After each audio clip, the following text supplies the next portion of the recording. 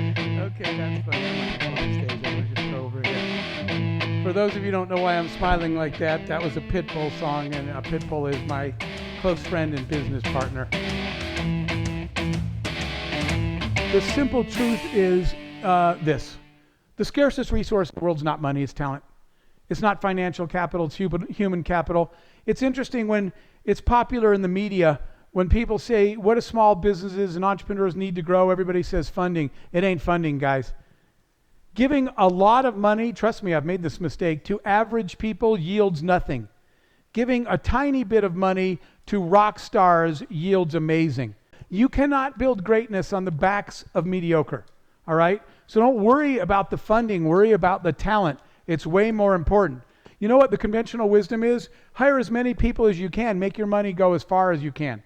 I would say make your talent go as far as you can and give them the freaking money, because they will create stuff you could have never dreamed of. But let me say this about talent. Talent, it's hard to find. Here's the thing, how do we typically find talent? We post a job or we hire a recruiting firm. Now, I'm not saying anything negative about those, but to be realistic, most of the time, who responds to a job posting? People looking for a job. Why? Because they don't have theirs anymore. Okay? The most talented people in the world still have a job. In fact, people keep calling them and offering them jobs. They're not going to respond, most likely, to a posting. So guess what? You know how you find the world's most talented, passionate people? You go find them.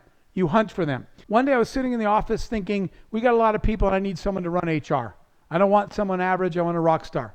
Okay? I could hire 3 people to run HR. I could take this money and find one rock star and pay her well, right, to do this job. But I don't know how I'm going to get her, because wherever she is in the world, she's not looking for a job, and she's not going to respond to a posting. She's not going to come into my office. So I said, for my talent hunting day this month, it's HR. So I started calling people, and I said, where do HR people hang out? And everybody said SHRM. And I said, is that a city? They're like, no, it's a trade association. So I looked it up. It's Society of Human Resource Managers. So I went to the website after I Googled it. And on the website, it said, don't forget to sign up for this year's annual HR conference. So guess what I did? I signed up. And I got to the conference, and everybody's badge said what role they had, what type of HR executive they were. There was like 1,000 people there. And mine just said CEO. And they're like, you're not in HR? I said, no. And they said, what are you doing here? I said, shooting fish in a barrel, because there's 1,000 of you and one of me. And I said, and I need someone to run HR. And people, they kind of look and say, that's kind of clever that you showed up at our conference and you don't even know our business. I said, no, you do, and I need somebody like you. And then I was sitting there and thinking, at a conference, typically like that, where do I find the best? There's 1,000 people here. Where were the best ones? And I said, you know what? Probably the people they have speaking are probably experts. So there were 9 speakers. So I acquired 9 targets immediately. Then I was like, who's the best? And I looked, and it said, special luncheon keynote by Angela, this year's winner of the National HR Executive of the Year Award. So I drew 4 circles around Angela. And I waited and waited till I got a chance to talk to her. And then it's all on you to sell.